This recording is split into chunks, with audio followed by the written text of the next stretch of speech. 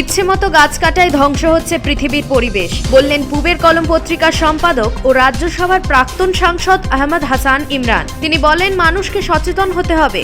বহুজাতিক সংস্থা ও ধনী দেশগুলো ইচ্ছেমতো গাছ কাটছে, ফলে পৃথিবীর পরিবেশের ভারসাম্য নষ্ট হচ্ছে। বৃক্ষরোপণে আমাদের সবথেকে বেশি গুরুত্ব দিতে হবে। যেভাবে পৃথিবীর পরিবেশ ধ্বংস হচ্ছে, বনাঞ্চল ধ্বংস হচ্ছে, বা কার্বন ডাইঅক্সাইড যেটা আজকে বাতাসে ছড়িয়ে পড়ছে, তো এর ফলে যেটা হচ্ছে মানুষের স্বাস্থ্য খারাপ হচ্ছে এবং সবথেকে বড় কথা পৃথিবী ধীরে ধীরে ধ্বংসের দিকে এগিয়ে যাচ্ছে। তা হচ্ছে বেশি বেশি করে বৃক্ষরোপণ, বেশি বেশি করে গাছ লাগানো। এটা আমাদের ঘরে লাগাতে পারি, পরিবেশে লাগাতে পারি, বিভিন্ন জায়গায় লাগাতে পারি এবং সরকার এই কাজে আমাদেরকে সাহায্য করছে। তো আমরা আশা করব যে আজকে যে বন মহোৎসব প্রেস ক্লাব পালন করলো, তার বার্তাটা সব জায়গায় ছড়িয়ে যাবে।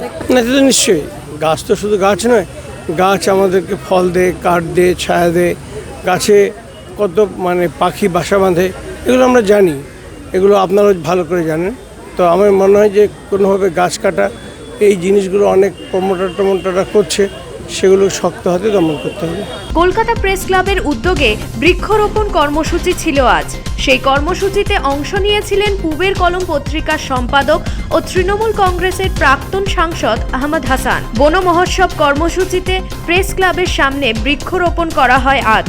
এ রাজ্যেও গাছ কাটা নিয়ে মানুষকে সচেতন হওয়ার আহ্বান জানিয়েছেন তিনি। ব্যুরো রিপোর্ট, পূবের কলম ডিজিটাল।